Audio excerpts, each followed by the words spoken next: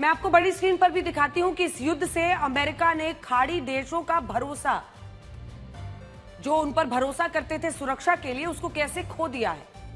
अगर आप middle east के इस नक्शे को देखेंगे जो हम आपको इस स्क्रीन पर दिखाने वाले हैं, तो आपको ये समझ में आएगा कि क्या स्थिति है युद्ध से पहले और ईरान के हमलों के बाद। तो देखिए मिडिल ईस्ट में अमेरिकी जो सैन्य ठिकाने, इन तमाम देशों में आप देखिए कितने ही सैन्य ठिकाने हैं। जूम इन कीजिए, इनको समझ में आएगा। अब देखिए ये छोटे देश हैं यूएई, तो यहां पर आपको दिख रहा है यूएई हो, बहरीन हो, यहां पर देखिए सऊदी अरब में देखिए कितने सारे अमेरिकी ठिकाने हैं। तो इससे आप अंदाजा लगा सकते हैं कि झंडा जो है ना अमेरिका का, तुर्की से लेकर सीरिया, इराक, सऊदी अरब, बहरीन, कुवैत यहां पर दिखाइए, ये कुवैत है जो छिपा हुआ है झंडे से, ये कुवैत है, यहां पर जो आप लिखा हुआ देख रहे हैं ना, यहां पर इसके पीछे झंडे से, ये बहरीन है जो कि छिप गया है, कतर है, यूएई, ओमान, इन सभी जगहों पर अमेरिकी झंडे लहरा रहे हैं। मतलब अमेरिकी सैन्य ठिकाने हैं युद्ध से पहले। अब इधर ही देख लीजिए, अफगानिस्तान में हाल देखिए, अमेरिका ही अमेरिका। पाकिस्तान में देखिए अमेरिकी ठिकाने कितने हैं, जिससे आप अंदाजा लगा सकते हैं तुर्कमेनिस्तान हो या फिर तजाकिस्तान हो, किर्गिस्तान हो, सभी जगहों पर अमेरिकी हमले ये हैं, बेसेस हैं। और क्या है, अमेरिकी बेस के होने का मतलब है कि हम आपको सिक्योरिटी भी देंगे, अगर आप खतरे में पड़ेंगे तो हम आपको सिक्योरिटी भी देंगे। अब आप ईरान के हमलों के बाद की तस्वीर देखिए। अब यहां पर क्या है, जितने उसके यहां पर ठिकाने थे मिडिल ईस्ट के देशों में, ज्यादातर अमेरिकी बेसिस पर हमले हुए हैं। अब इधर Turkmenistan, Uzbekistan, Tajikistan, Afghanistan, Kyrgyzstan और ये पाकिस्तान, ऐसी ही जगहों पर उसका झंडा बचा है। 40 दिन के युद्ध में ईरान ने अमेरिका के लगभग सभी सैन्य ठिकानों को निशाना बनाया और उन्हें इस तरह से साफ कर दिया।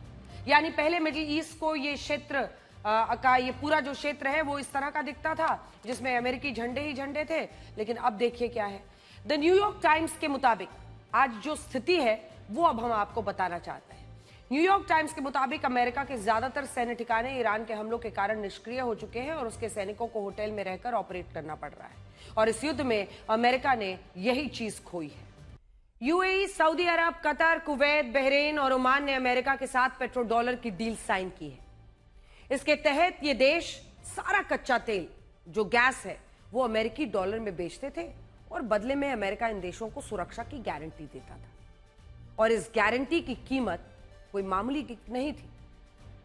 ये 6 खाड़ी देश हर साल जानते हैं 654 बिलियन डॉलर यानी 60,72,000 करोड़ रुपए का कच्चा तेल और गैस बेचते थे और इनका भुगतान सिर्फ और सिर्फ डॉलर में होता था।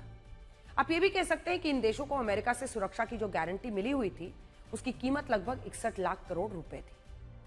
अब देखिए क्या खेल है, ईरान ने 40 दिनों में इस गारंटी की धज्जियां उड़ा दी हैं। और इससे सवाल यही उठता है कि जब अमेरिका इन खाड़ी देशों की रक्षा ही नहीं कर पाया तो ये देश अब अपना कच्चा तेल अमेरिकी डॉलर में क्यों बेचे? दुनिया में आज भी 80% कच्चा तेल डॉलर में बिकता है। 80% कच्चा तेल डॉलर में बिकता है। अमेरिका की दादागिरी देखिए, इनमें 27% हिस्सेदारी अकेले खाड़ी देशों की होती है। अगर खाड़ी देशों ने डॉलर में अपना कच्चा तेल बेचना बंद कर दिया तो दुनिया में लगभग 50% तेल ही डॉलर में बिकेगा। अब अगर ऐसा होता है तो धीरे धीरे डॉलर का दम निकलने लगेगा, अमेरिका की सारी ताकत हवा हो जाएगी। इससे ही डी डॉलराइजेशन कहते हैं, जिससे अमेरिका बहुत डरता है। आपको शायद ये बात पता नहीं होगी कि अमेरिका ने आज तक पूरी दुनिया को अपने प्रतिबंधों से इसलिए डराया क्योंकि उसके पास डॉलर है। अमेरिका जब किसी देश पर प्रतिबंध लगाता है ना तो वो देश डॉलर का इस्तेमाल नहीं कर पाता है। इससे वो देश आइसोलेट होने लगता है, इससे उसके देश की अर्थव्यवस्था टूटने लगती है। लेकिन सोचिए, भविष्य में अगर डॉलर ही कमजोर हो जाए और ये बाकी देश एकजुट हो जाएं, पूरी दुनिया अलग अलग करेंसी में व्यापार करने लगे तो अमेरिका प्रतिबंधों का कोई महत्व ही नहीं रह जाएगा। और जो ये बार बार सैंक्शंस की धमकी वो देते हैं, टैरिफ की धमकी देते हैं, ये बेमानी हो जाएंगे। ये बात अमेरिका भी अब मान चुका है। अमेरिका के ही विदेश मंत्री मार्को रूबियो ने साल 2023 में फॉक्स न्यूज को दिए एक इंटरव्यू में यह कहा था कि जिस तरह पूरी दुनिया डॉलर को छोड़कर दूसरी करेंसी पर शिफ्ट हो रही है, उससे 5 साल बाद डॉलर की बादशाहत खत्म हो जाएगी और डी डॉलराइजेशन अमेरिका से सुपर पावर का टैग छीन लेगा। और अब यही होता हुआ दिख रहा है।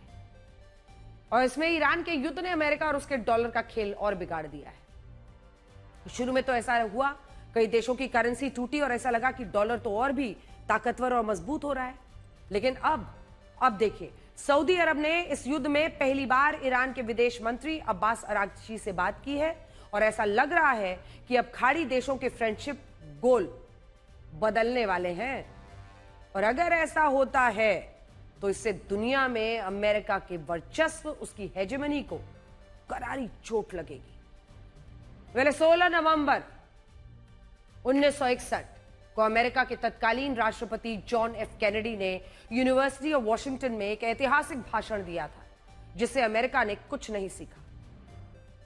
आज हम ये नायाब भाषण और उसका एक हिस्सा लेकर आपके लिए आए हैं। इसको सोशल मीडिया पर भी जरूर शेयर कीजिएगा। ये बहुत मायने रखता है। जो बात उन्होंने तब कही थी वो आज तक अमेरिका समझ नहीं पाया है।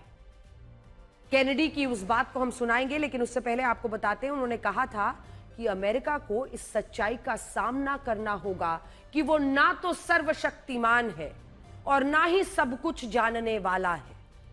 दुनिया की आबादी में उसकी हिस्सेदारी सिर्फ 6% है और ऐसे में अमेरिका को यह सोच छोड़ देनी चाहिए कि वो दुनिया की हर समस्या का हल खोज सकता है, हर चुनौती और कठिनाई को पलट सकता है। दुनिया भर की प्रॉब्लम्स का अमेरिकन सॉल्यूशन नहीं हो सकता है। अगर राष्ट्रपति ट्रंप ने जॉन एफ कैनेडी के इस भाषण को सुना होता, इससे जरा सी भी सीख ली होती, तो शायद ईरान में कभी युद्ध नहीं छोड़ते। यह नायाब भाषण जॉन एफ कैनेडी का 40 दिनों के इस युद्ध ने कई सबक सिखाए। इसने यह बताया कि ईरान उतना कमजोर नहीं है जितना सब समझते थे। इसने यह सिखाया कि अमेरिका उतना ताकतवर नहीं है जितना उसे माना जाता था और अमेरिका को भी झुकाया जा सकता है। यह इस युद्ध ने विश्व को बताया। इसने यह भी सिखाया कि इजराइल उतना सुरक्षित नहीं है जितना उसे सब देश समझते थे। आपने देखा होगा कि इस युद्ध में ईरान की मिसाइलों ने कैसे इजराइल को भारी नुकसान पहुंचाया।